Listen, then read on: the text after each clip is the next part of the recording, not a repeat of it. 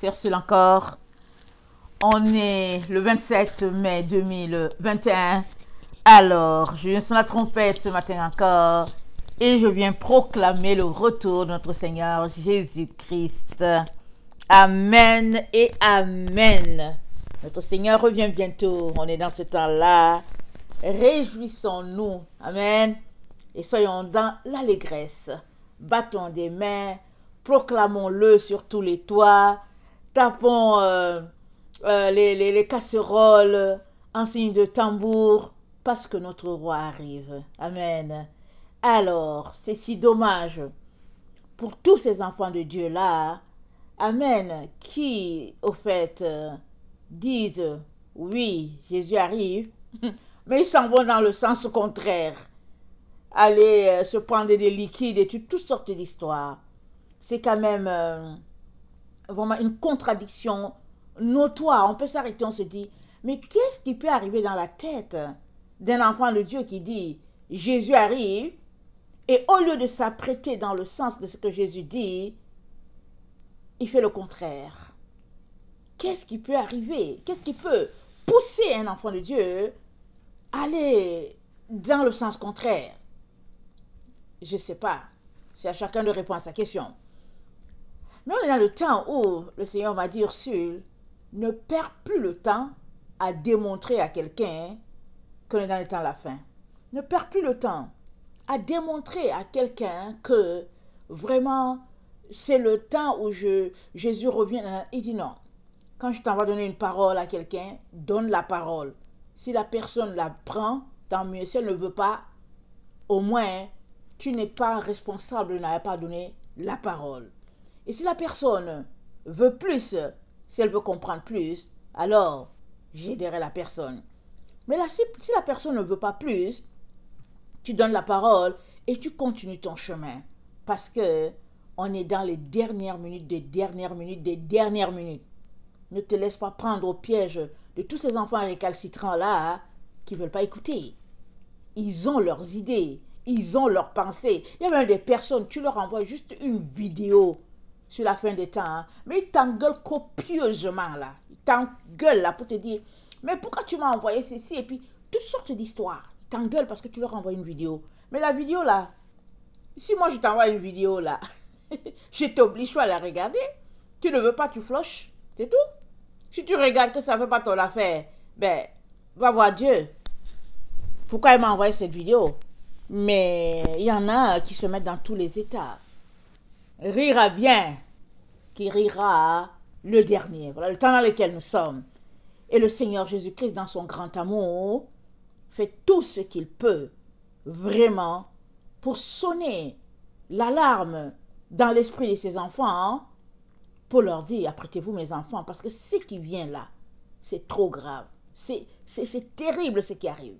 Si seulement vous avez vu un tout petit peu, juste un tout petit peu, vous ne serez pas là en train de continuer de courir l'argent et puis courir, comment on appelle ça là, les choses pyramidaux pour être le plus riche à tel sommet et puis etc. etc. Tout ça c'est les tactiques de l'ennemi. Alors en 2017 quand le Seigneur m'a demandé d'aller en ligne proclamer sa venue, il avait tendance, il me donnait souvent hein, un rêve, c'était un peu différent mais ça se recoupait. Et le rêve, très souvent, je me retrouve toujours autour des villes. Et les villes, c'était désert. Elles étaient désertes. Les villes étaient en feu. Mais il y avait des camions qui passaient. Et dans les camions, il y avait plein de personnes. Vraiment. Des personnes, surtout des personnes intellectuelles, des personnes immigrantes, remplies dans les camions comme ça. On les amenait là. Chaque fois, on les amenait. Ça passait tout le temps. Alors finalement, quand tu vois un rêve comme ça, tu dis, Seigneur, mais qu'est-ce qui se passe? Mais c'est quoi ces rêves-là? Le Seigneur dit, mais c'est parce qu'on est on est à la fin. Et on ramasse tous ces enfants récalcitrants-là. Hein, on les envoie dans les prisons. C'est là-bas qu'on les envoie. Puisqu'ils n'ont pas voulu obéir là. Ils sont allés au pays des Blancs pour être riches là. Ils ont abandonné leur Dieu qu'ils avaient.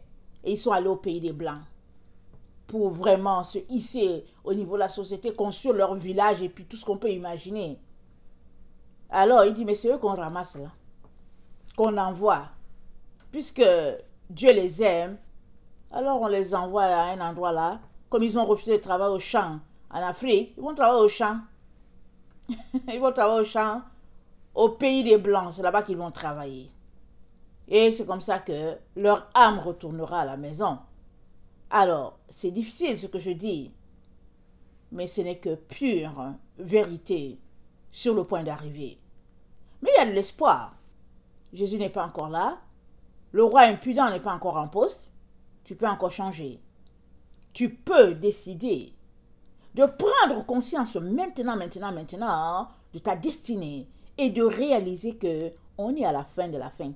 C'est-à-dire, souvent tu t'arrêtes, tu te dis, mais qu'est-ce qui fait par exemple que les gens n'ont pas cette connexion spirituelle? Pourtant, ils se lèvent le matin pour prier, ils se couchent le soir et en priant, mais qu'est-ce qui fait que la connexion spirituelle ne se fait pas? Amen.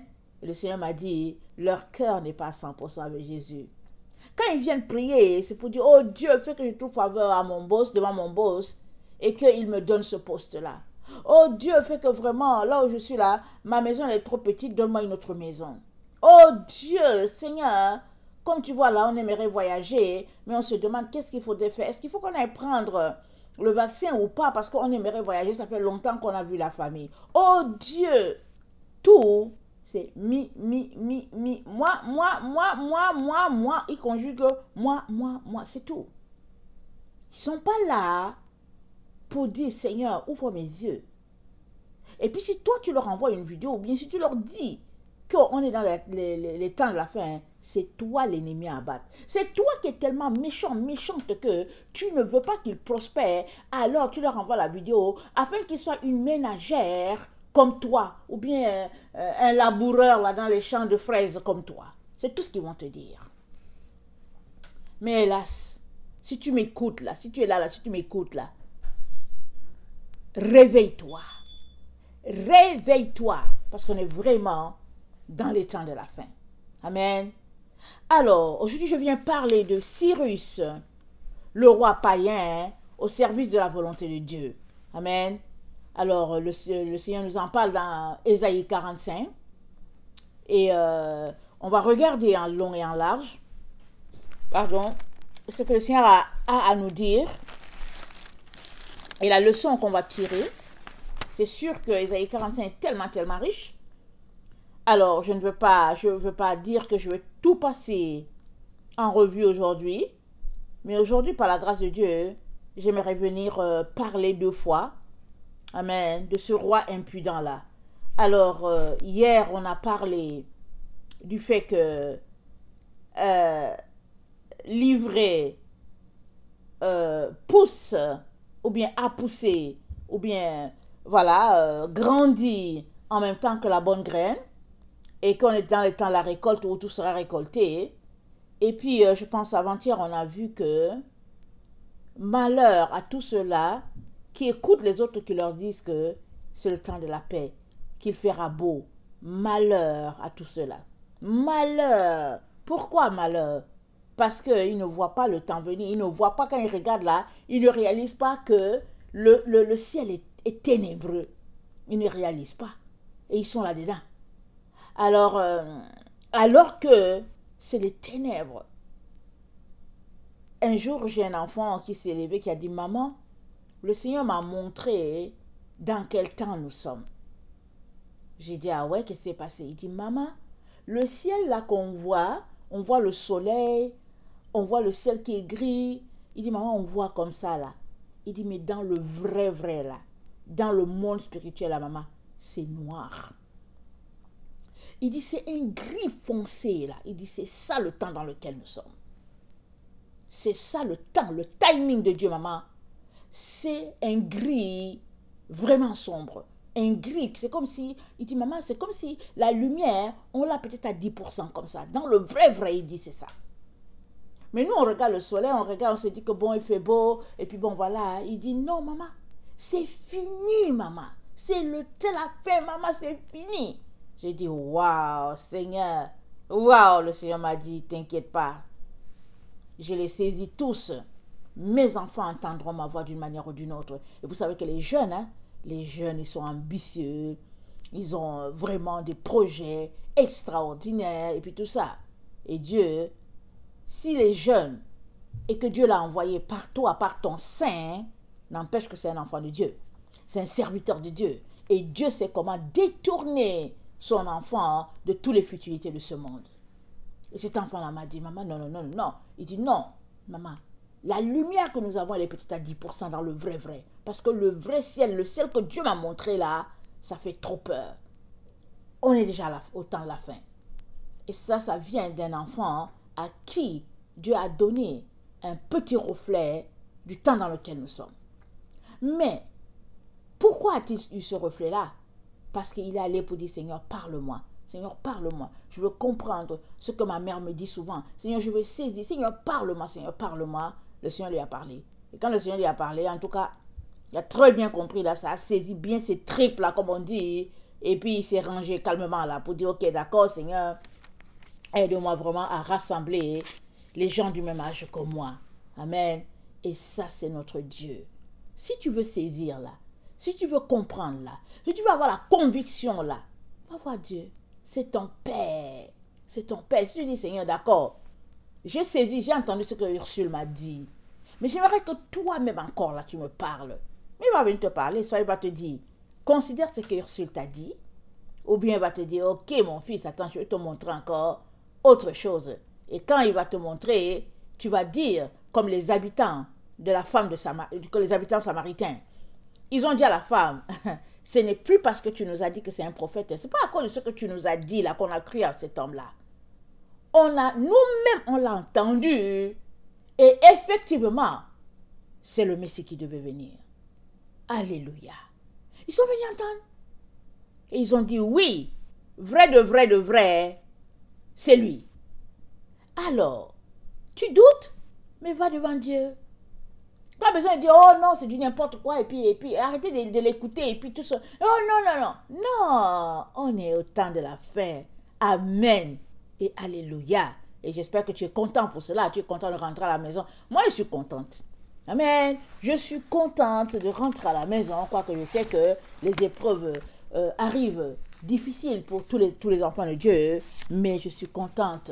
Amen. Parce que je dis, Seigneur, bientôt, j'aurai fini avec ce monde et je vivrai de l'autre côté, dans ta présence, 1000 ans de paix, avec toi, Seigneur, avec mes frères, avec mes soeurs, avec tous ceux-là, Seigneur, qui auront aimé ton avènement. Alléluia. Et amen, et amen.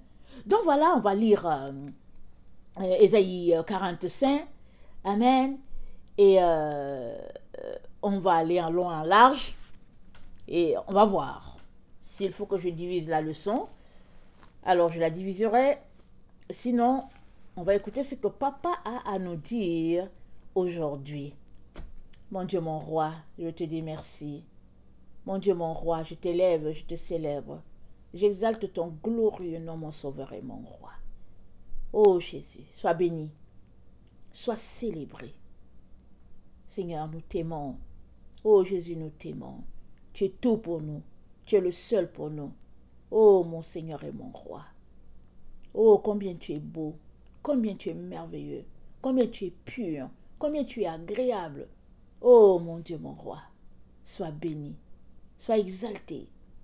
Au siècle des siècles. Amen et amen. Alors, Ésaïe 45. Alors, ainsi parle l'Éternel à son oint, à Cyrus, qu'il tient par la main, pour terrasser les nations devant lui, et pour relâcher la ceinture des rois, pour lui ouvrir les portes, afin qu'elles ne soient plus fermées. Je marcherai devant toi. J'aplanirai les chemins montueux. Je romprai les portes d'airain, et je briserai les verrous de fer. Je te donnerai les trésors cachés, des richesses enfuies, afin que tu saches que je suis l'Éternel qui t'appelle par ton nom, le Dieu d'Israël. pour l'amour de mon serviteur Jacob et d'Israël mon élu, je t'ai appelé par ton nom. Je t'ai parlé avec bienveillance avant que tu me connusses. Je suis l'Éternel, il n'y en a point d'autre. Hors moi, il n'y a point de Dieu. Je t'ai saint avant que tu me connusses. C'est afin que l'on sache du soleil levant au soleil couchant que hors moi, il n'y a point de Dieu. Je suis l'Éternel, il n'y a point d'autre. Je forme la lumière et je crée les ténèbres.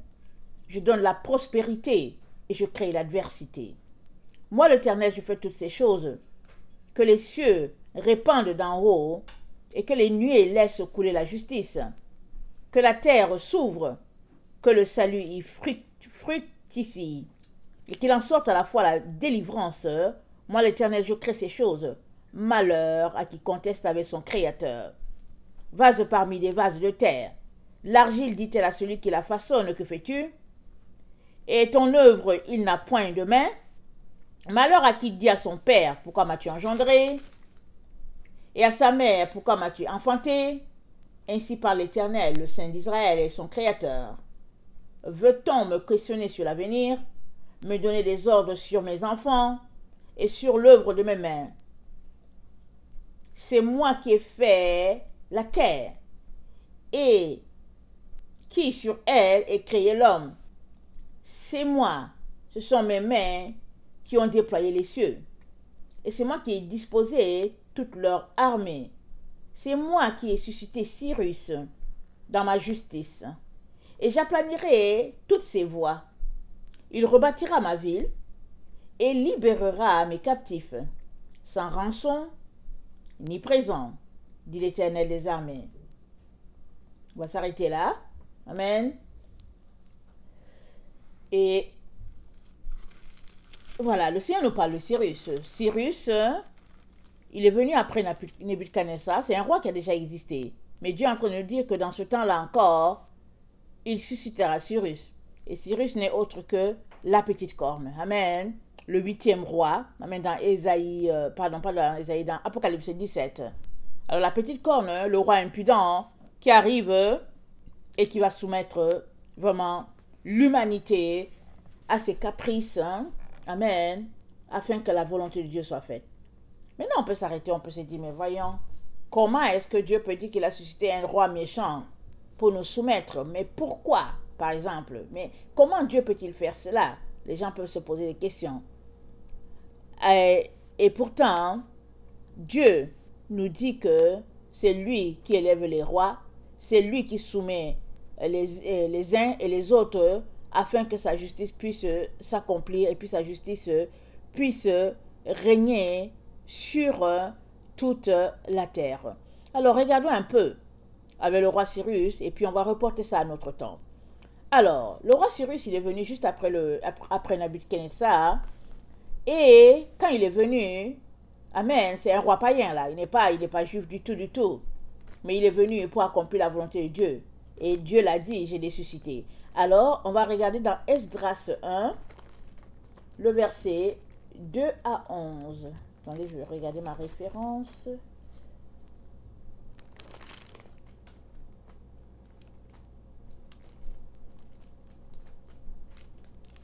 Esdras 1. C'est après Chronique, ok? 2 à 11. Est-ce que je suis bien au bon endroit? Attendez. Ok, Esdras 1.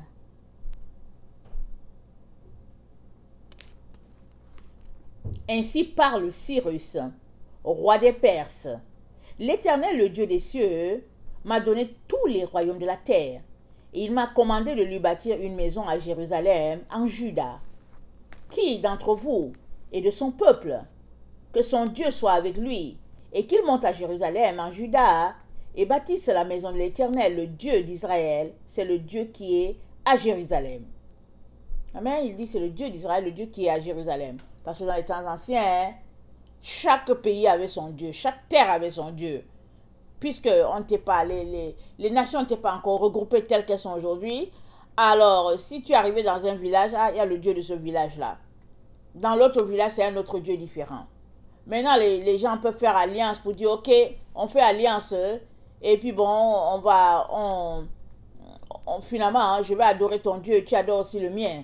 Et puis, ces villages-là, ils font alliance et puis ils se mettent à adorer les mêmes dieux. Sinon, en tout cas, c'est la guerre. Alors, le Dieu de ce village fait la guerre avec le Dieu de l'autre village. C'était comme ça que ça se passait. Alors, Cyrus leur dit, c'est le Dieu qui est là à Jérusalem. Question de dire, ici chez nous, Cyrus là, dans notre pays, en Chaldée, c'est un autre Dieu. Et Dieu nous dit qu'il a suscité Cyrus pour que sa justice à lui soit établie sur la terre. Alors, c'est Cyrus qui parle. Le verset 4, dans tout lieu où séjournent des restes du peuple de l'Éternel, les gens du lieu leur donneront de l'argent, de l'or, des effets et du bétail, avec des offrandes volontaires pour la maison de Dieu qui est à Jérusalem. Les chefs de famille de Juda et de Benjamin, les sacrificateurs et les Lévites, tous ceux dont Dieu réveilla l'esprit, se levèrent pour aller bâtir la maison de l'Éternel à Jérusalem et leurs alentours. Leur donnèrent des objets d'argent, de l'or, des effets, du bétail et des choses précieuses, outre toutes les offrandes volontaires. Le roi Cyrus rendit les ustensiles de la maison de l'Éternel que Nebuchadnezzar avait emportés de Jérusalem et placés dans la maison de son Dieu. Cyrus, roi de Perse, les fit sortir par Mithredath, le trésorier, qui les remit à Skresh, Batsar, prince de Juda. Amen. Amen et amen. On va s'arrêter là. Alors ici, on a un résumé de ce qui se passe dans ce temps-là. Alors c'était le roi Nebuchadnezzar, rappelez-vous, qui était venu soumettre Israël, soumettre Jérusalem. Et Dieu avait dit à ses enfants, il avait dit quoi? Parce que vous n'avez pas observé mes sabbats, parce que vous avez désobéi, alors Nebuchadnezzar va venir exercer mon jugement sur vous. Suivez-le.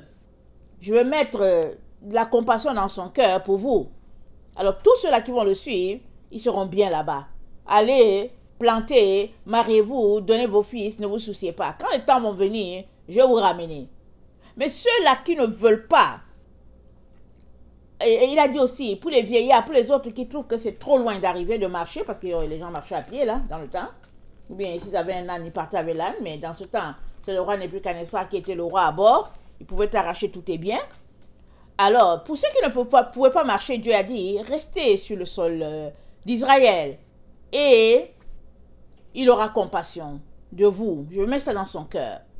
Mais pour les rebelles, là, pour ceux qui disent qu'ils ne veulent pas de l'autorité du roi Nebuchadnezzar, qui disent qu'ils vont retourner en Égypte, je vous demande de ne pas retourner en Égypte. Mais si vous retournez là, je vais vous pourchasser là-bas, vous allez mourir de peste et puis la calamité va vous poursuivre. Toutes sortes d'histoires. Ça, c'est notre Dieu. C'est un Dieu que quand il exerce le jugement, hein, il est compatissant. Il dit à son enfant, il sait combien c'est pénible, il sait que nous sommes chers. Alors il te dit, parce que vous avez tous péché, voilà la sentence qui tombe sur vous. Parce que je vous ai appelé à porter ma parole sur toute la terre. Je vous ai appelé à être ma lumière sur toute la terre. Je vous ai appelé par mon serviteur Abraham, qui est votre père, et j'ai dit que toutes les nations de la terre seront bénies à travers Abraham. Vous étiez donc supposé perpétuer la bénédiction dans tous les peuples. Mais qu'est-ce que vous avez fait? Vous êtes laissé corrompre par les peuples païens. Je vous ai dit de ne pas donner vos filles en mariage, vous les avez données. Je vous ai dit que quand vous allez posséder le pays, de chasser tous ces gens-là qui sont sur le pays, les gens qui sont... Mais vous avez fait alliance avec eux. Vous leur avez donné vos filles. Vous êtes assis là, vous avez mangé avec eux et tout. Finalement, vraiment, ils vous ont affaibli. Et puis, ils vous ont rendu un peuple rebelle qui n'obéit plus à son Dieu. Et par-dessus cela, vous n'avez pas observé mes sabbats. Et quand les gens sont venus vendre la nourriture à vos portes les samedis, vous leur avez pas dit, écoutez, ça c'est le jour de l'Éternel. On ne veut pas que vous vendiez les choses ici. Qu'est-ce que vous avez fait? Vous êtes mis aussi à acheter avec eux. Et puis vous les avez adoptés. Et puis petit à petit, vous êtes mis à vendre les choses même dans la maison de Dieu. Alors Dieu dit à Israël, à cause de tout cela là, en tout cas 70 ans étaient fixés sur vous. Vous devez être déportés, c'est la sentence. Comme ça, le pays sera purifié. Et la gloire de Dieu reviendra encore sur le pays. Parce que Israël, c'est la prunelle de l'œil de l'Éternel. Et Israël est fait, ou bien Israël a été appelé à porter le nom de l'Éternel sur toute la terre. Alors, Dieu fait tout cela pourquoi? À cause de son nom. À cause de son amour immense pour l'humanité. Parce qu'il y a des lois dans la nature qui doivent être respectées. C'est pas vrai qu'on se lève, on fait comme on veut. Non, non, non. Les lois dans la nature doivent être respectées. Par exemple, quand il a dit de respecter le sabbat, il a dit quoi? Il a dit ce jour-là, tu ne feras pas travailler ton bétail. Et puis, les champs vont se reposer, les plantes vont se reposer, tout va se reposer. Par contre, s'il y a une brebis qui tombe dans une fosse ce jour-là, alors tu ne vas pas la laisser dans la fosse parce que c'est le sabbat. Parce que tu es maître du sabbat, tu ne laisses pas la brebis là-bas parce que c'est le sabbat. Tu vas, tu la retires. Alors, le sabbat était au service de l'homme afin que la gloire de Dieu soit répandue sur la terre. Rappelons-nous, quand on lit souvent les écrits, là où il y avait Jésus, on dit, et comme c'était à son habitude, il entra dans la synagogue le jour du sabbat et il guérit. Il entra dans la synagogue le jour du sabbat et il enseignait. Et puis ta, et puis ta. Pourquoi? Parce que le sabbat, c'est un jour de repos. Un jour où on est appelé à venir dans la présence de Dieu. Amen. Et puis, on est appelé à venir se désaltérer de la présence de notre Dieu et puis de sa gloire. Amen. C'est ça. Mais maintenant, donc, Israël n'a pas fait tout cela. Israël s'est mis à faire tout simplement le contraire de ce que Dieu lui a demandé et de ce que Dieu attendait de lui. Si bien que, quand la sentence est tombée, amen, Israël devait être déporté. Et les consignes étaient là pour que Israël puisse obéir. Et Dieu a dit que si vous obéissez là, si vous restez sur le terrain, que vous obéissez, rien ne va vous arriver. Et ceux qui sont vigoureux, suivez le roi Nebuchadnezzar. Allez-y, ne vous souciez pas. Voilà un peu en gros. Et maintenant, Cyrus est venu, il a remplacé le roi Nebuchadnezzar. Il est venu, je ne sais pas à quelle position après le roi Nebuchadnezzar, mais c'était un roi qui est venu après eux, après Nebuchadnezzar. Alors, il vient, il commence ainsi, il dit, l'Éternel, le Dieu des cieux, m'a donné tous les royaumes de la terre et il m'a commandé de lui bâtir une maison à Jérusalem, en Judée, en Juda. On peut se demander, mais comment il a reçu cette parole? Comment? Peut-être l'a-t-il reçu par Daniel. Amen. Peut-être l'a-t-il reçu par Daniel, on ne sait pas.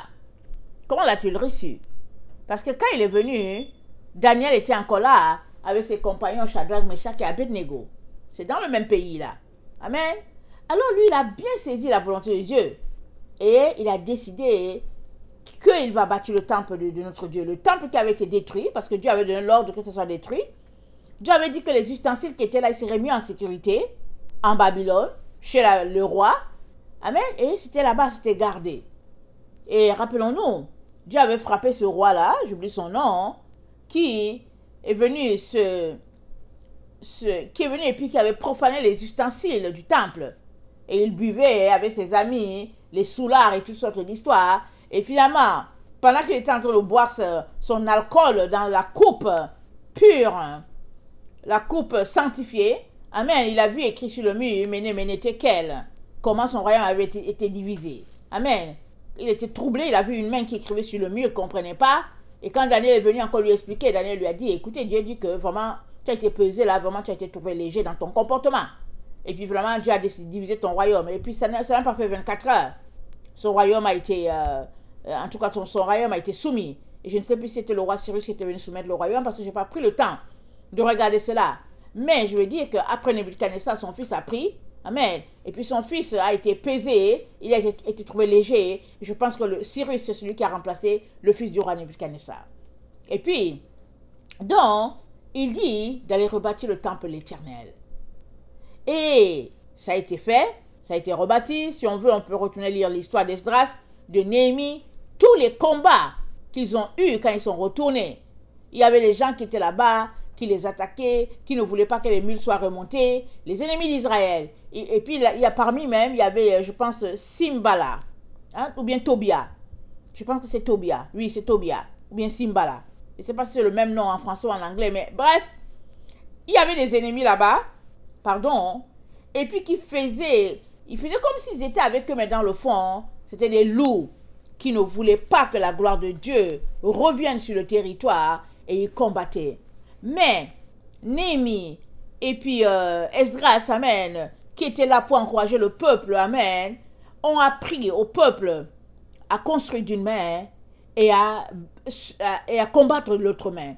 Ils avaient l'arme de guerre d'une main, sur une main, et ils avaient l'arme de construction sur l'autre main. Amen. Et c'est comme ça que petit à petit, le temple de l'Éternel a pu être remonté. Alléluia. Béni soit Dieu. Et Dieu nous dit aussi que dans le temps dans lequel nous sommes, le temple de Dieu sera rebâti. Dans le temps où nous sommes.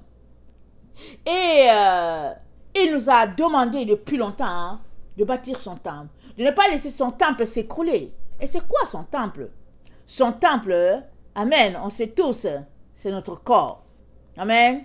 Alors, on va regarder.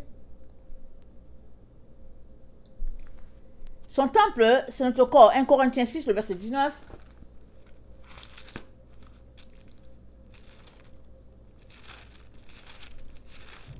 « 1 Corinthiens 6, le verset 19. Ça dit ceci. « Ne savez-vous pas que votre corps est le temple du Saint-Esprit qui est en vous, que vous avez reçu de Dieu, et que vous ne vous appartenez point à vous-même. » C'est ça. Notre corps, c'est le temple du Saint-Esprit. L'autre verset, 2 Corinthiens 6, 15 à 18.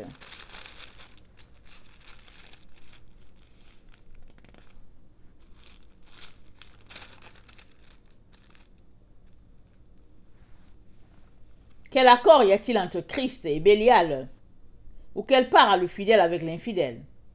Quel rapport y a-t-il entre le temple de Dieu et les idoles? Car nous sommes le temple de Dieu vivant. Comme Dieu l'a dit, j'habiterai et je marcherai au milieu d'eux. Je serai leur Dieu et ils seront mon peuple. C'est pourquoi, sortez du milieu d'eux et séparez-vous, dit l'Éternel. Pardon, dit le Seigneur. Ne touchez pas à ce qui est impur et je vous accueillerai. Je serai pour vous un père, et vous serez pour moi des fils et des filles, dit le Seigneur Tout-Puissant. Amen. Nous sommes appelés à construire le temple de Dieu, qui est notre corps, là où nous logeons. Nous sommes appelés à construire cela. Et Dieu a donné des consignes strictes. Il nous a donné des consignes pour bâtir ce corps-là. Amen. Parce qu'aujourd'hui, ok, dans le temps ancien, il y avait un lieu où il fallait aller adorer. Rappelons-nous quand la femme samaritaine parlait avec Jésus. Elle dit, mais vous dites qu'il faut aller adorer à cette montagne. Jésus a dit, l'heure vient. Alléluia. Et elle est déjà là où les vrais adorateurs adoreront le Père en esprit et en vérité. Et ce sont là les adorateurs que Dieu demande. Dieu est esprit. Il faudrait que celui qui l'adore l'adore en esprit et en vérité. Alors, là où tu es appelé à adorer Dieu en esprit et en vérité dans ton corps tel qu'il est. Tu ne peux donc pas garder ce corps-là impur. Tu ne peux pas non plus, en même temps que tu es en train d'adorer le Dieu créateur de l'univers, en même temps aller adorer Baal, en même temps que tu es en train d'adorer Dieu, en même temps te prêter vraiment aux prophètes de Baal, à tous les mensonges qui se passent dans notre siècle, dans notre temps. Tu ne peux pas en même temps être en train d'adorer Dieu dans ton corps et en même temps livrer ton corps à la prostitution, à toutes sortes de situations qui ne plaisent pas à Dieu. C'est-à-dire Dieu nous demande de choisir.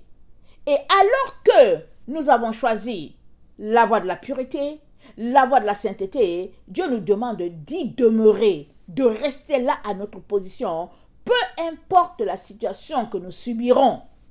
Nous sommes appelés à demeurer dans la vérité. Alors, étant dans la vérité, nous serons affranchis de notre esclavage, l'esclavage spirituel dans lequel nous vivons. C'est ça que Dieu est en train de nous dire. De toutes les manières, sur cette terre-ci, nous sommes esclaves dans ce corps dans lequel nous sommes.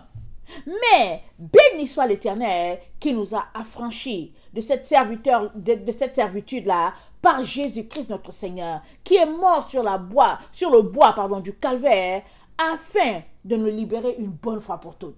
Alors tout se passe là, dans ta tête, dans ton être, si tu l'as accepté. Alors, qu'est-ce qui prouve que tu l'as accepté? Tes actions, les paroles qui sortent de ta bouche, tout tout ce que tu fais, tout ton être devrait vibrer pour Christ à 100%. Pas à 95%, pas à 50%, à 100%, tu devais être concentré et puis consacré complètement à ton Dieu. Alors Dieu nous dit dans le temps dans lequel nous sommes là, tout comme Israël a adoré Dieu dans un endroit et que ça a changé, qu'on n'a plus besoin d'un endroit et que l'endroit où Dieu trouve plaisir, c'est dans notre corps, toi et moi sommes appelés à sanctifier ce corps-là à tous les jours, à le garder nickel pour la gloire de notre Dieu. C'est ça qu'il est en train de nous dire.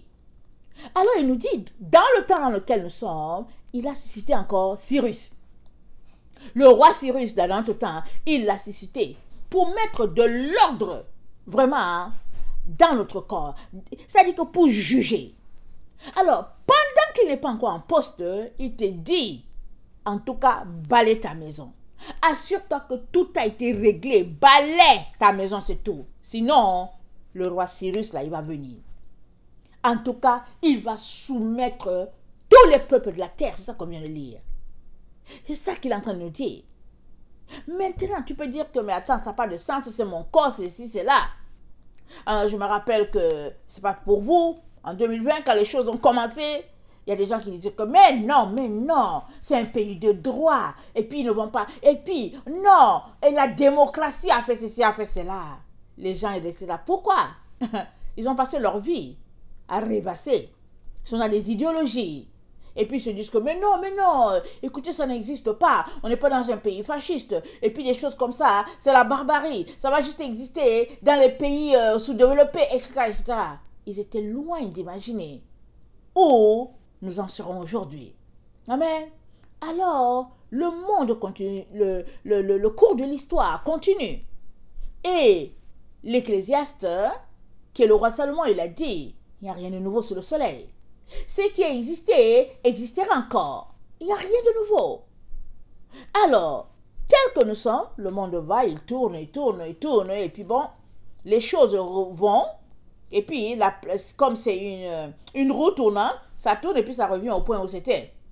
Si c'était comme ça, dans les années 1500, amen, en 1500, alors ça va le redevenir en 2000, ça va le redevenir en 2021. Alors, pourquoi? Parce que la roue tourne, elle tourne, et puis ben, voilà, elle s'arrête, et puis c'est le même point qui était à un moment donné. C'est ça que Dieu est en train de nous dire. Alors, donc, attendez, je regarde. Alors, donc Dieu nous dit qu'il va susciter encore ce roi-là, le roi Cyrus. Et qu'est-ce qu'il nous dit qu'il va faire? Donc, allons-y. Maintenant, regardez en détail un peu ce que ce roi-là va faire.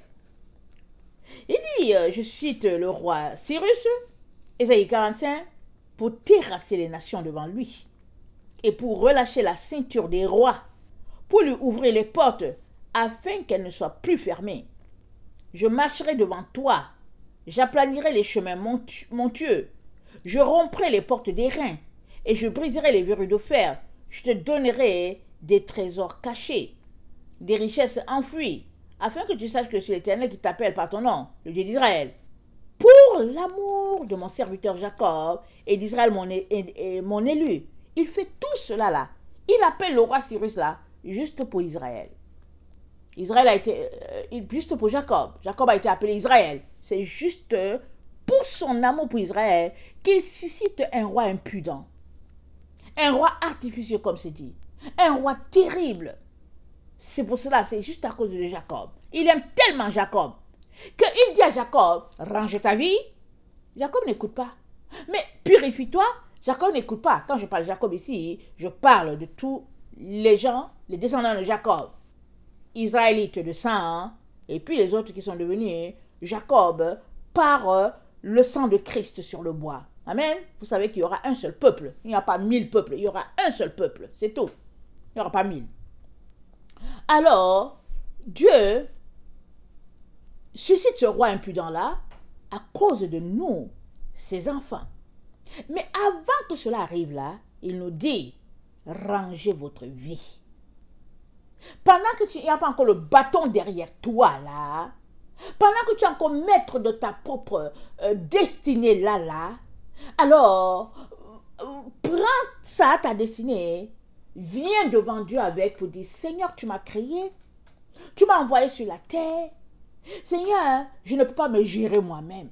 Je viens devant toi, mon Dieu, mon roi, règne sur moi. Alléluia. Mon Dieu et compassion, viens dans toute ta gloire. Je suis juste ton serviteur, ta servante.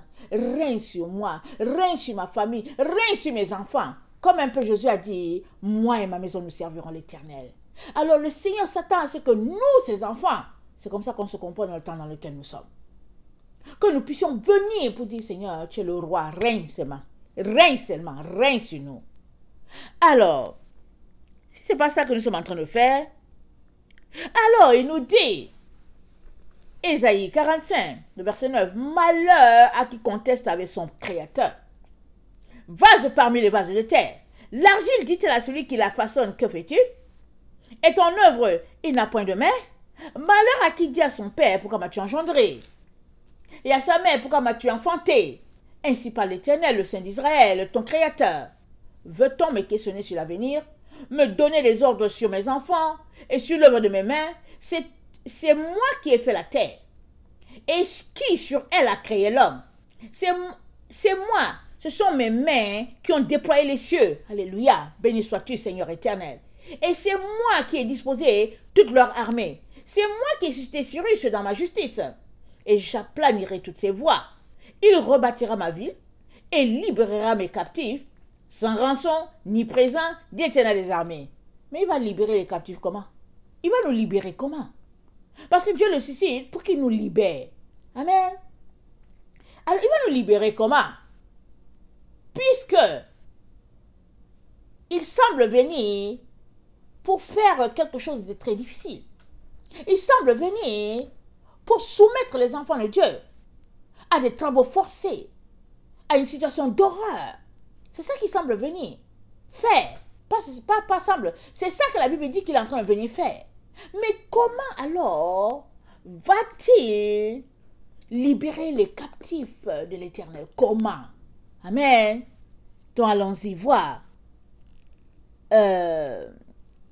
Écoutez, je suis en train de lire mes écrits. Allons-y voir Daniel 7, le verset 15 à 28. Pardon, Daniel 7. Daniel 7.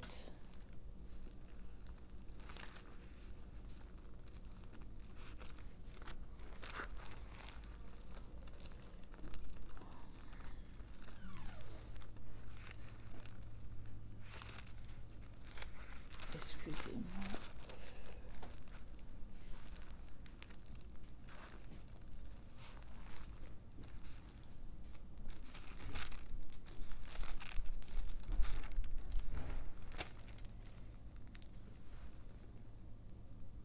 Moi, Daniel, j'eus l'esprit troublé au-dedans de moi, et les visions de ma tête m'effrayèrent. Je m'approchai de l'un de ceux qui étaient là, et je lui demandai ce qu'il y avait de vrai dans toutes ces choses. Il me le dit, et m'en donna l'explication. Ces 4 grands animaux, ce sont 4 rois, qui s'élèveront de la terre. Mais les saints du Très-Haut recevront le royaume. Et ils posséderont le royaume éternel d'éternité. Pardon, ils posséderont le royaume éternellement, d'éternité en éternité. Ensuite, je désirais savoir la vérité sur le 4e animal, qui était différent de tous les autres extrêmement terribles, qui avaient des dents de fer et des ongles d'airain, qui mangeaient, brisaient, foulaient aux pieds ce qui restait. Et sur les 10 cornes qu'il avait à la tête, et sur l'autre qui était sortie et devant laquelle 3 étaient tombés.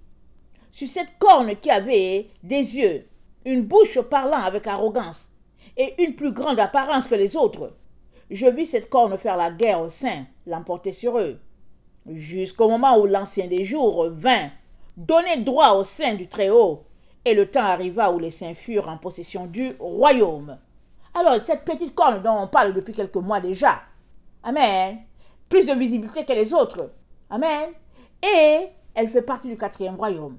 Amen, si vous vous souvenez, j'avais fait une vidéo où je disais que, parce qu'au début, quand j'avais commencé à étudier l'histoire de ces rois-là et puis de la petite corne, tout de suite j'avais pris pour référence que la petite corne qui soumettait les trois rois, la petite corne, quand elle venait, elle était directement avec eux, elle était associée avec eux, et elle soumettrait directement, c'est-à-dire que les trois rois qu'elle soumettrait faisaient partie du groupe des 10. Amen. C'était ça que j'avais pensé, dès en partant comme ça. Mais, après dans mon étude, dans ma réflexion et tout, l'esprit m'a poussé à aller plus loin. Aller plus loin, en profondeur, pour aller savoir. Mais je ne voyais nulle part où je pouvais dire que ces trois rois pouvaient venir directement des 10. Parce que ça disait, il a soumis trois rois. Amen. Alors, il faut ratisser les coins. Alors, c'est donc important que tu laisses ce bémol-là en disant, les trois rois, il se pourrait que ça vienne des 10, mais il se pourrait aussi que de l'endroit où la petite corne vienne là, elle est soumise trois rois là-bas avant de venir s'allier aux autres. Amen. Mais aujourd'hui, le temps a passé et puis ma compréhension c'est que les trois rois que la petite corne vient soumettre, elle fait partie des 10. Mais cette petite corne-là, elle est différente des autres. La Bible nous le dit clairement, elle est différente des autres. Alors, regardons encore dans Daniel 7, le verset 23. Il me parla ainsi, le quatrième animal, c'est un quatrième royaume. Nous rappelons que Daniel nous a parlé de 4 animaux, et les 4 animaux font partie, réfèrent à 4 royaumes qui auront existé sur la terre.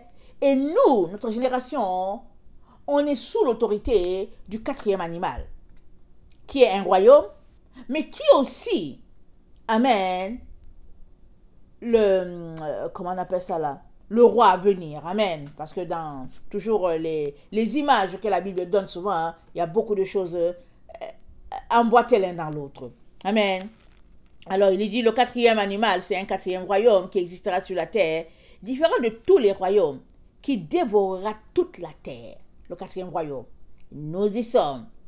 Nous, on pense que ce n'est pas dévoré, mais c'est parce qu'on est en Occident. Mais si on se retrouve du côté de l'Afrique, on verrait que vraiment le poids, amen, de ce quatrième royaume pèse sur les peuples. En tout cas, les peuples qui galèrent. C'est la misère, c'est terrible. Mais on est ici, on semble ne pas voir. C'est même justement pour cela que, quand on regarde ces pays-là, les gens qui sont un peu intellectuels et tout ça, qui ont un peu quelque chose, quand ça ne va pas, ils se disent, ça ne va pas, je vais aller en direction du nord, disant, de l'Occident, pour pouvoir me faire un avenir. Mais le problème est que la calamité va partir du nord, là où nous sommes. C'est d'ici que la calamité va partir. Elle va se répandre sur toute la terre. Et il n'y a personne qui ne sera soumis à ce roi-là. Alors, il la foulera, la brisera. Les 10 cornes, ce sont 10 rois qui s'élèveront de ce royaume. Un autre s'élèvera après eux. Il sera différent des premiers. Il abaissera 3 rois. Il prononcera des paroles contre le Très-Haut. Il opprimera les saints du Très-Haut. Il espérera changer les temps et la loi. Et les saints seront livrés entre ses mains pendant un temps, des temps, la moitié d'un temps. Et puis viendra le jugement. Et on lui ôtera sa domination, qui sera détruite et anéantie pour jamais. Le règne,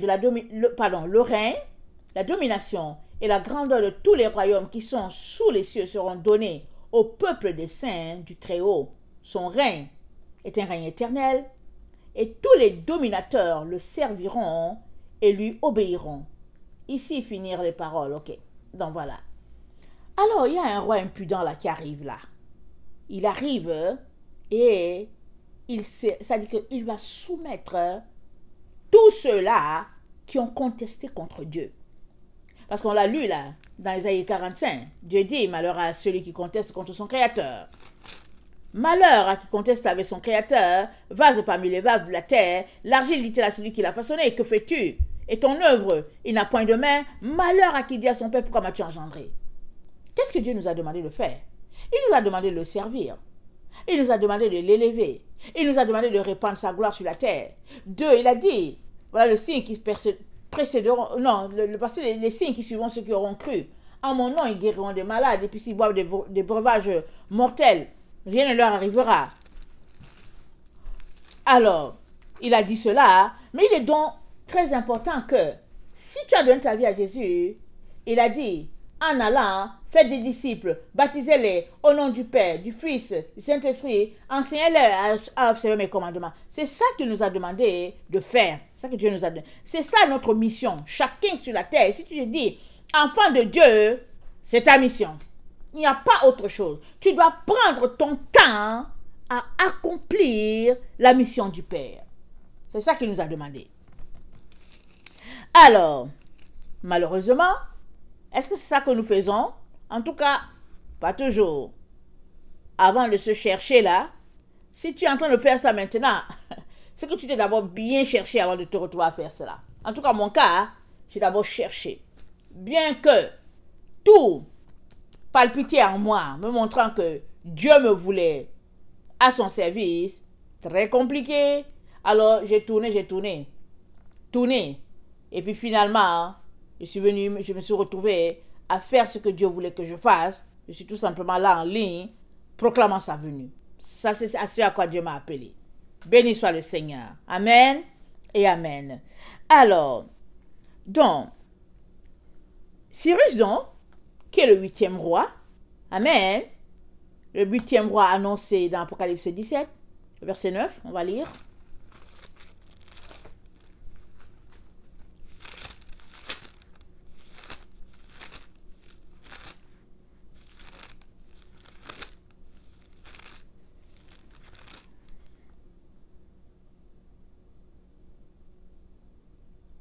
C'est ici l'intelligence qui... Pardon, Apocalypse 17, le verset 9. C'est ici l'intelligence qui a de la sagesse. Les 7 têtes sont 7 montagnes sur lesquelles la femme est assise.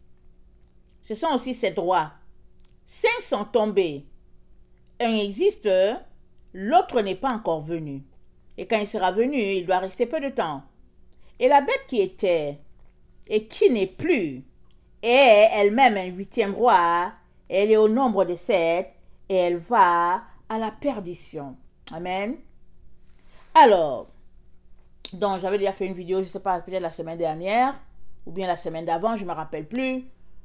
Dans cette vidéo-là, amen, le Seigneur m'avait donné une date. Il m'avait dit, ok, tel jour. Il m'a dit, plus 8 jours. Souvent, c'est comme ça que le Seigneur me parle. Il me dit, dans 8 jours, je vais te montrer quelque chose.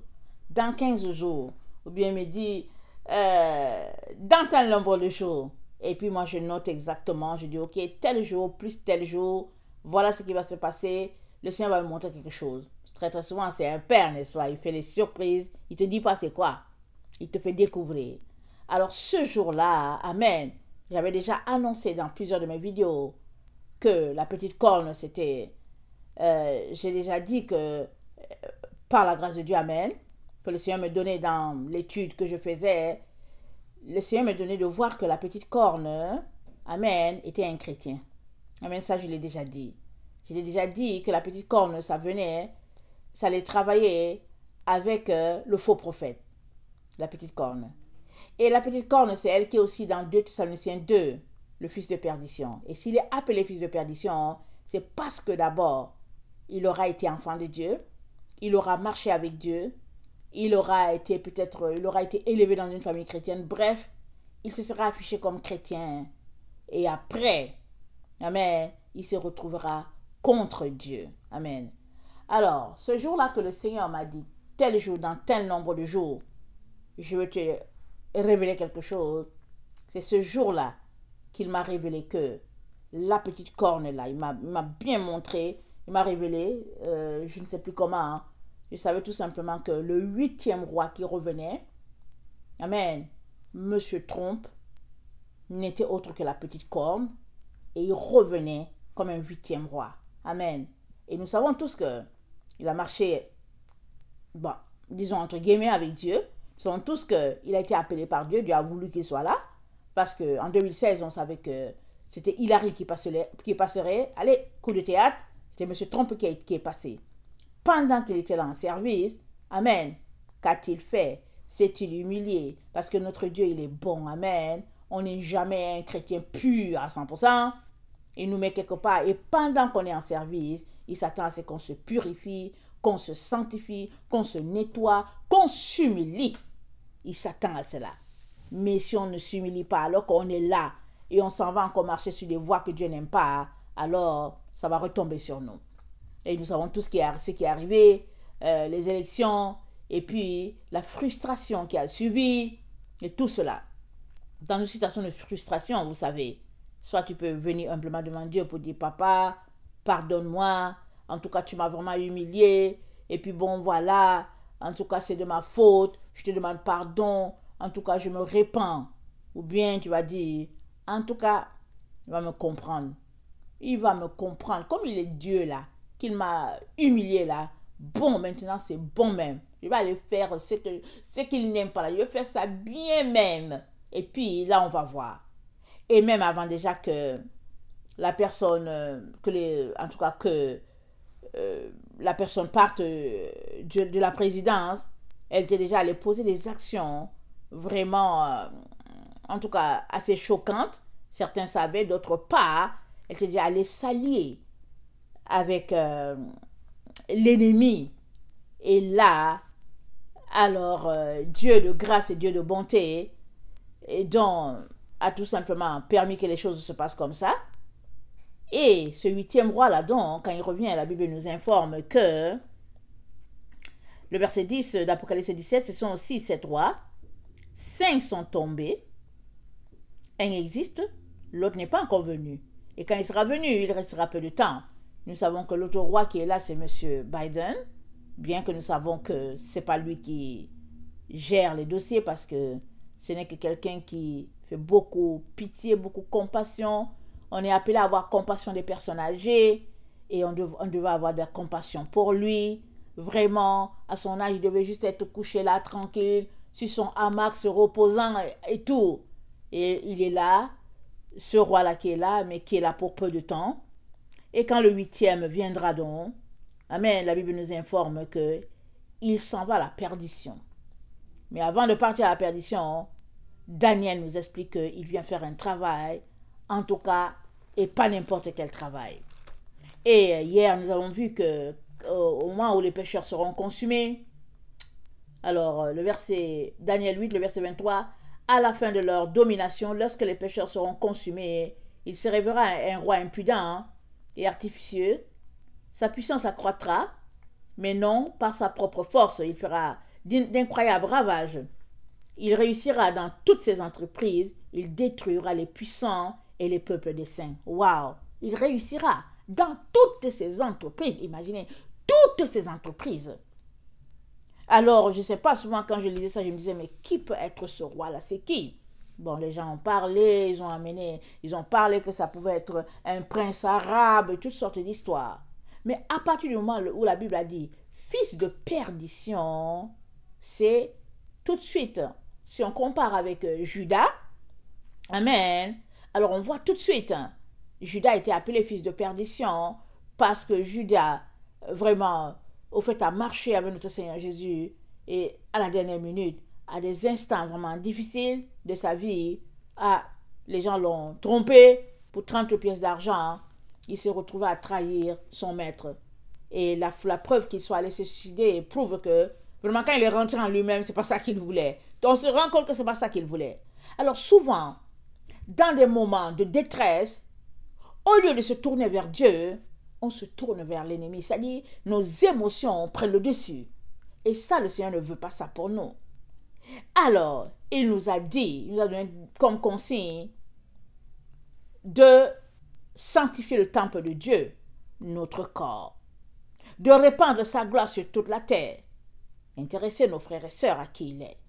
Mais si ce n'est pas ça que nous avons fait, au moment où ce roi impudent-là arrivera sur le trône, c'est-à-dire le 8e roi, alors ça va chauffer sur toute la terre. Parce qu'on lit que c'est un roi qui est impudent, artificieux et puis puissant. Il est puissant, ça dit quoi? Il y a une alliance en arrière de lui. Il y a un groupe de personnes en arrière de lui. Il est puissant, puissant jusqu'à. Il est puissant. Et c'est dit, il fera périr beaucoup d'hommes qui vivaient paisiblement. Paisiblement. Donc, vous vous rappelez, au début de ma vidéo, là, ce que je disais, c'est que je faisais toujours les mêmes rêves et je voyais des gens qui passaient, des camions qui passaient, qui transportaient les gens. Mais les gens que j'avais vus là-dedans, hein, en tout cas, c'est les groupes, des personnes quand même, en tout cas des personnes bien, des personnes qu'on appelle aujourd'hui des gens de la classe moyenne ou bien de la classe plus proche peut-être de la classe riche, des personnes bien, qui auront refusé de se soumettre. Alors, ils étaient transportés dans les camions, et des camions, et des camions, et ça passait direction. Mais là-dedans, il y avait beaucoup d'immigrants aussi.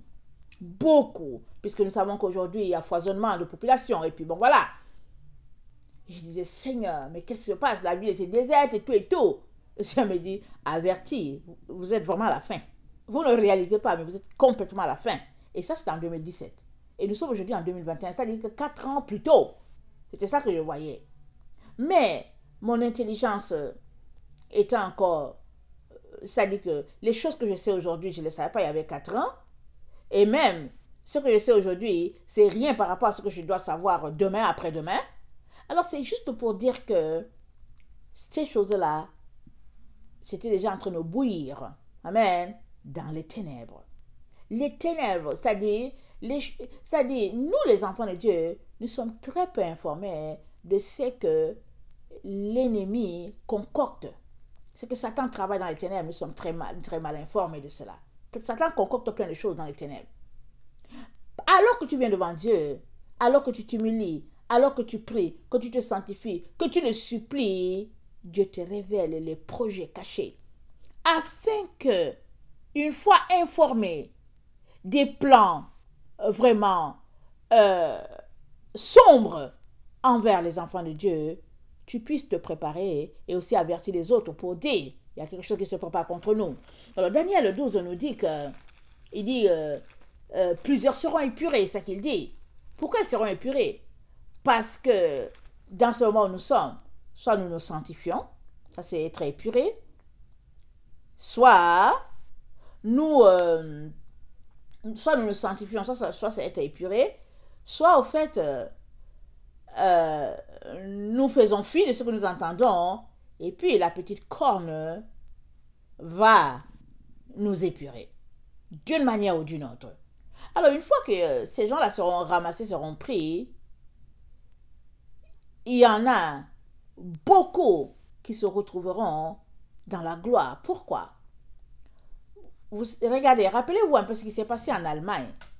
Quand les gens savaient qu'ils passeraient dans la chambre à gaz, qu'est-ce qu'ils feraient?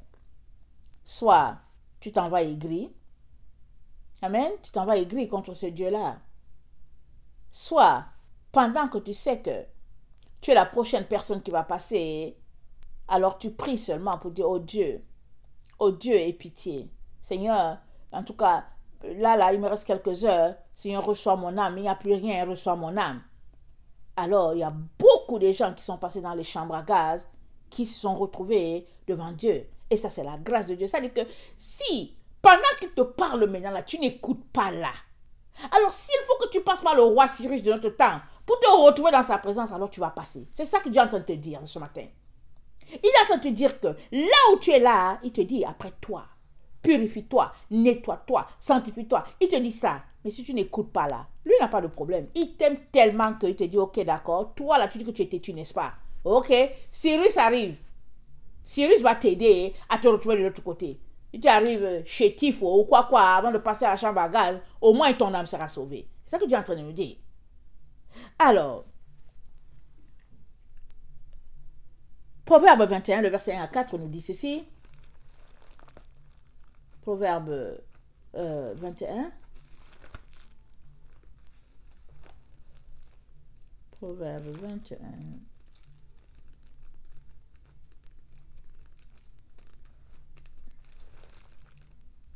Excusez-moi. Ok. Proverbe 21. Le verset 1 à 4 dit ceci. Le cœur du roi est un courant d'eau dans la main de l'Éternel. Amen. Il l'incline partout où il veut. Toutes les voies de l'homme sont droites à ses yeux. Mais celui qui pèse les cœurs, c'est l'Éternel. La pratique de la justice et de l'équité, voilà. Voilà ce que l'Éternel préfère au sacrifice.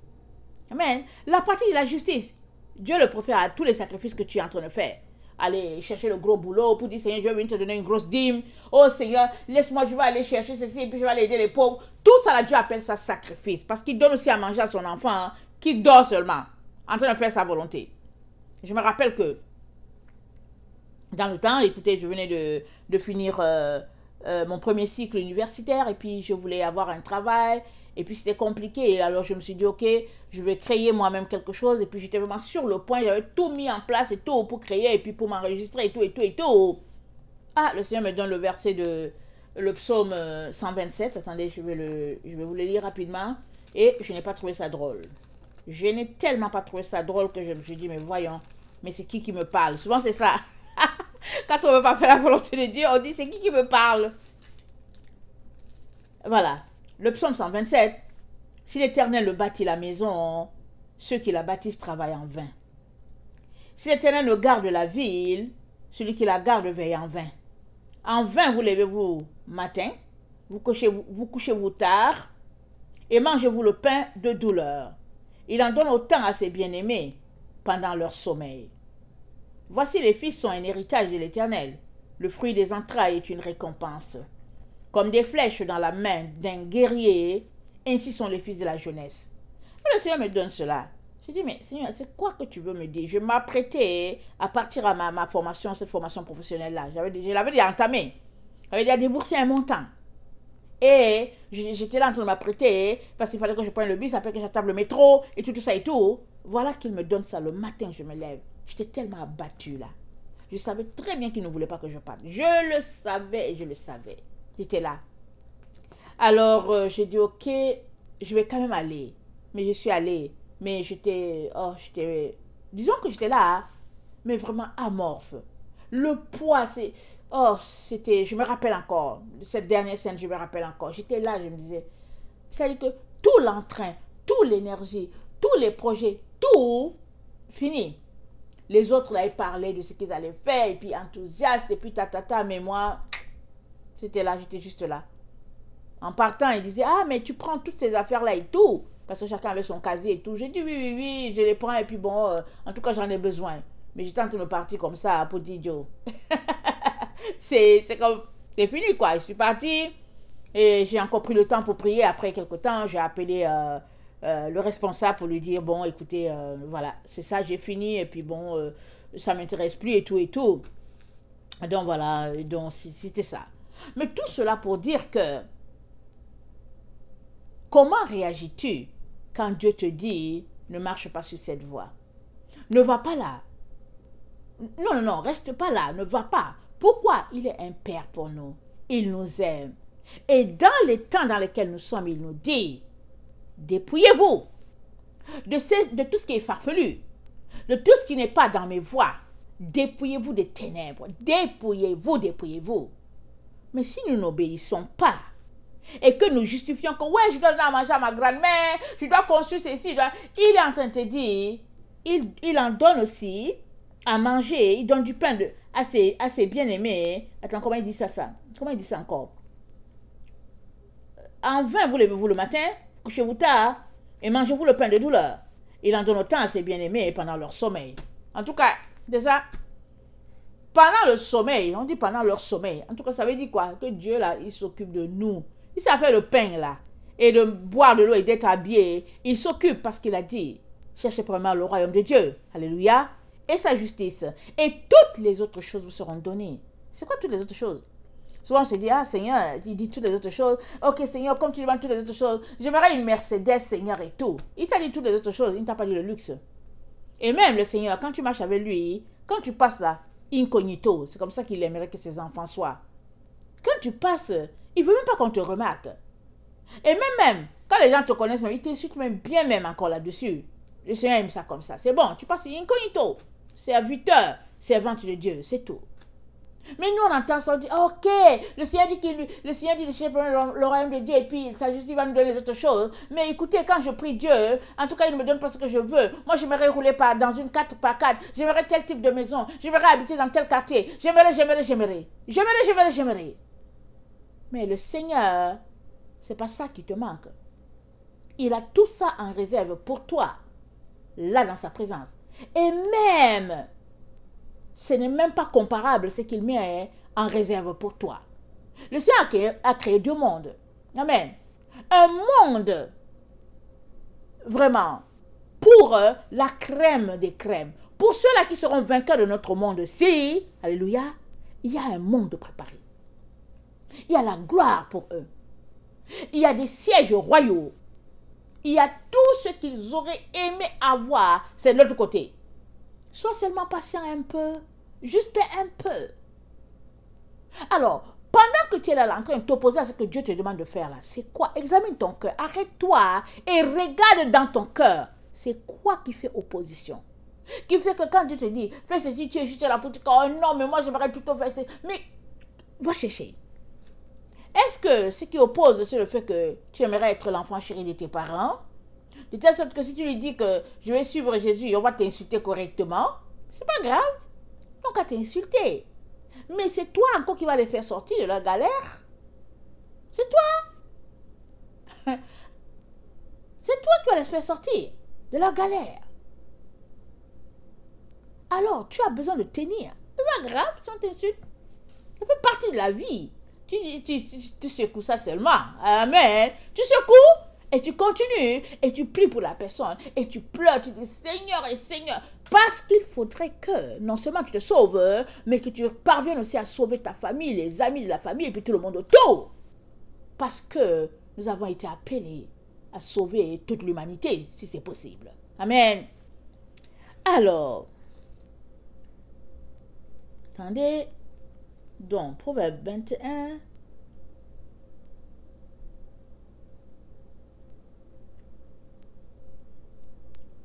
Alors, la pratique de la justice et de l'équité, voilà ce que l'Éternel préfère au sacrifice. Des regards hautains et un cœur qui s'enfle, cette lampe des méchants, ce n'est que péché. On est appelé dans ce monde-là, on travaille pour de l'orgueil, au fait. On travaille juste pour dire, oh oui, tu sais, il est ingénieur dans Bombardier, et puis bon, c'est lui qui monte, c'est lui qui a la section des moteurs des différents avions de la Terre. Les gens disent, waouh! Alors, quand on demande à ton père, mais ton fils est où? Oh, mon fils, il est au Canada, et puis il travaille pour Bombardier, et puis c'est lui qui monte les avions. Fierté. Et quand ton père commence à dire ça aux gens, les gens se remplissent dans votre cours là-bas en Afrique. Ils sont remplis. Parce que le fils du monsieur, il travaille chez Bombardier, la compagnie des avions. Alors, ils viennent se remplir dans votre cour. Alors qu'avant, là, ton père, il s'occupait juste de lui, de sa femme et de ses enfants qui sont là. Maintenant, il doit s'occuper de tout le village parce que son fils travaille chez Bombardier. Voilà, c'est-à-dire que là où l'orgueil de la vie mène la vie d'un autre, finalement, ton papa, là, qui était tranquille dans son coin, il est devenu l'esclave de tout le monde parce qu'il faut qu'il leur donne à manger, parce que son fils travaille chez Bombardier. Mais si tu avais juste obéi à Dieu, là, que tu avais laissé tout simplement aller cueillir tes fraises dans le champ, et que ton père t'appelle la fille, là, pour bien t'insulter, là, pas grave, il t'insulte. Pourquoi il t'insulte? Il t'insulte parce qu'il ne peut pas être fier comme les autres, pour dire aux autres que son fils travaille chez Bombardier. Alors qu'il se retrouve avec les autres, là, les autres disent, ah ouais, mon fils, il travaille chez Air Canada, mon fils, il travaille chez Hydro-Québec, mon fils, et puis ton père, il ne peut rien dire. Il ne peut pas dire aux gens que, que son fils lave les assiettes dans un restaurant chinois. Il ne peut pas dire aux gens que son fils cueille des fraises là-bas, à l'endroit, dans les champs. Il ne peut pas dire, c'est une issue de honte. Donc c'est pourquoi il t'appelle pour t'insulter correctement. Mais toi, tu sais pourquoi tu travailles dans les champs de fraises? Parce que tu gères ton temps, pendant que tu travailles dans les champs de fraises, tu évangélises tout le monde là-bas dans les champs. Toi, tu sais pourquoi tu es là-bas. Tu sais pourquoi. Pourquoi, malgré ton diplôme, tu es là en train de crécher, tu sais. Parce que tu es là pour sauver les âmes. Tu sais. Alors, mais vas-tu être entraîné par le train-train de ce monde, par la pensée de ce monde, par l'orgueil de la vie? Vas-tu te laisser emporter par ces choses-là et laisser de côté la gloire de Dieu. Parce que la gloire de Dieu, elle se répand sur la terre par des personnes comme toi et moi. Dieu a besoin de nous. Nous sommes ses bras sur la terre. Nous sommes ses pieds. Nous sommes sa tête sur la terre. Nous sommes les représentants de Dieu. Nous sommes ses témoins. Qui va-t-il utiliser si ce n'est pas toi et moi? Pour cela, il nous demande de nous sanctifier, de nous purifier. Parce que alors que le roi impudent se lèvera pour soumettre tous les enfants de Dieu récalcitrants, les autres qui n'auront pas été récalcitrants auront été transformés pour la gloire de Dieu, répandant l'évangile sur toute la terre. Et s'ils doivent mourir sur le bois, ils mourront, c'est tout. Parce qu'il est important que le sang des justes coule afin que cette terre puisse être purifiée. Qu'est-ce que la parole de Dieu dit dans dans Romains 8? Ça dit, la terre attend la révélation des fils de Dieu. Parce que la terre a été soumise à toutes sortes d'abominations. Et cette terre-là, la végétation, les animaux, toute la création attend d'être délivrée. Elle soupire à être délivrée après la corruption qui s'est passée dans le jardin d'Éden avec Adam et Ève et le diable. La terre entière attend. Elle attend donc. Le temps vient où le sang des enfants de Dieu coulera. Mais est-ce que c'est pour cela qu'on va se dire, oh non, je ne veux pas que mon sang coule et tout, mais ça va couler.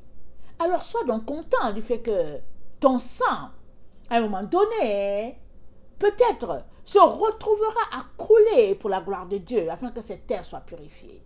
Sois donc content. Et puis dis à Dieu, Seigneur, aide-moi d'être fidèle jusqu'au bout. Aide-moi d'aller jusqu'au bout avec mon appel et d'être vainqueur. Parce que Jésus a dit quoi? Celui qui vaincra, ou bien à celui qui vaincra, il sera donné d'eux. Il est question que toi et moi nous soyons vainqueurs. Pour nous retrouver de l'autre côté, il est important que nous soyons vainqueurs. Mais cela dépend de notre attitude maintenant où Dieu nous appelle à nous dépouiller, à nous épurer. Et il aimerait nous éviter de nous retrouver sous l'écrasement, sous la domination de ce roi-là. Il aimerait nous éviter cela. Alors, Ésaïe, pour revenir, Ésaïe 45, la leçon, je pense que de ce que je vois, je risque de la faire en deux. Amen. Parce que je suis déjà rendue à 1h17 et je n'ai même pas encore fait la moitié. Alors, je vais lire Ésaïe 45, le verset 7 à 8, et puis je vais m'arrêter là. Et à un moment donné, je vais reprendre avec la deuxième partie. Amen. Alors, Dieu dit, je forme la lumière et je crée les ténèbres. Je donne la prospérité et je crée l'adversité. Moi, l'Éternel, je fais toutes ces choses-là. Que les cieux répandent d'en haut et que les nuées laissent couler la justice. Que la terre s'ouvre, que le salut s'y fructifie et qu'il en sorte à la fois la délivrance. Moi, l'Éternel, je crée ces choses. Que la terre s'ouvre et qu'il en sorte la délivrance. C'est ça, dans le temps dans lequel nous sommes, c'est ça que Dieu est en train de dire. Que la terre s'ouvre, qu'il en sorte la délivrance. Mais où seras-tu? De quel côté seras-tu trouvé?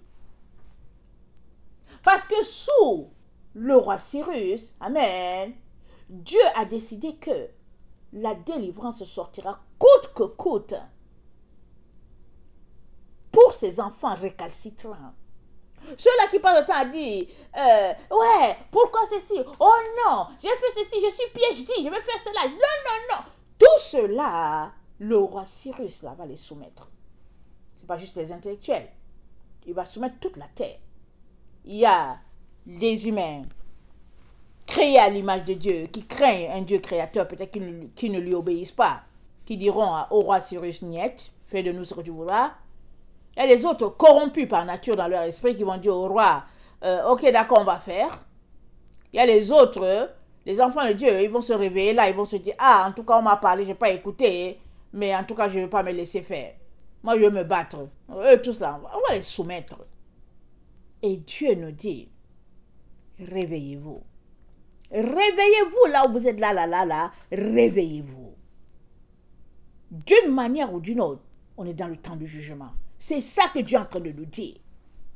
Il y en a qui ont quitté leur pays, la France, l'Europe, je ne sais pas où, ils ont quitté. Ça dit tout le monde converge vers l'Amérique du Nord. Oh, on va chercher le dollar, chacun court. Oh non, c'est bien pas ici, venez pas ici, venez. On court après quoi? Les biens matériels. On ne court pas après notre Dieu. Dieu, il est partout. Même dans ton village, je ne sais pas d'où là, il est là-bas. Ton fameux village, je ne sais pas quel village, mais il est là-bas. Dieu est là-bas, il est partout. Mais si tu es arrivé en Occident, en Amérique du Nord, peu importe l'endroit de l'Occident, hein, si tu es arrivé là, c'est parce que tu voulais un bien matériel à quelque part. Et en Occident, amen, on est soumis au nouvel ordre mondial. Toute la terre d'ailleurs, mais les calamités partent ou bien partiront du Nord. Amen. Alors il est donc très très important qu'on réalise que nous sommes dans ce temps de jugement-là. Et dans un temps de jugement, hein, amen, on devient sage. Parce que on ne veut pas tomber sous la colère du roi. Et Dieu dit quoi? C'est moi qui ai suscité Cyrus pour exercer mon jugement. Alors, question de dire que, puisque vous avez refusé de m'adorer là, vous allez adorer Cyrus. Vous allez l'adorer, c'est ça qu'il dit. Donc, on va commencer là, dans cette partie, la deuxième partie. On va commencer sur la partie que Dieu a prévu que ceux-là qui refusent de l'adorer, lui, Dieu là, il dit, vous allez adorer un homme. Et si vous refusez là, en tout cas, on va regarder ça dans l'autre vidéo. Amen. Soyez bénis. Amen. Au nom de notre Dieu. Et que toutes ces révélations que Dieu nous donne vraiment de saisir l'urgence du temps et de quitter les voies de l'illusion. Amen. Les voies de la distraction. Ces voies-là qui nous perdent notre temps, notre énergie, de quitter cela. Dieu est bon, il est merveilleux, il est élevé. Alléluia, amen. Voilà. Que le Seigneur bénisse son glorieux nom. Seigneur Jésus, merci infiniment. Seigneur, pour les personnes que tu vas toucher à travers cette vidéo. Seigneur, ceux qui ne sont pas encore réveillés. Seigneur, viens encore réveiller. Seigneur, viens encore toucher, Seigneur, je te supplie. Fais grâce à tes enfants, afin qu'ils réalisent que le Maître suprême, c'est toi.